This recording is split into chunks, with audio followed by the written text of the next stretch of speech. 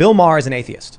He made the documentary Religulous, where he challenges, he asks people, he travels around trying to understand. Bill Maher will say he doesn't believe in God and his morality doesn't come from that, but his morality literally is based in the Bible. Not completely, not all of it. I'm not saying that. And I'm not saying you need to be religious, because I'm not practicing religious in any way, any religion. What I mean is, why do we have the value of innocent until proven guilty? Because we were raised by a culture that valued that. If you were raised in a different culture on the other side of the planet, they would not have the same value. In fact, there have been many countries that have said the inverse. It is better that 10 innocent people suffer than one guilty person escape. We in the United States hold an inverted view of that. Benjamin Franklin said it is better that 100 guilty persons escape than one innocent person suffer.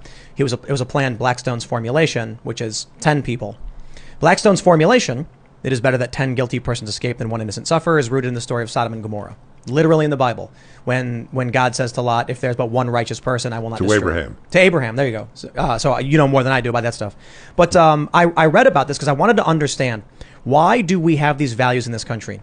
And so I read about the Fourth and Fifth Amendment. I read about the presumption of innocence. I read some of the writings from the Founding Fathers and their views on it, Benjamin Franklin. I read the praise for Blackstone's formulation. And then I discovered his formulation was rooted in the Bible. And I said, that's fascinating. These stories from religion were carried on and left within us by the previous generation. Now people like Bill Maher say they don't believe in any of that stuff, not realizing he would have never known of that concept were it not passed down to him.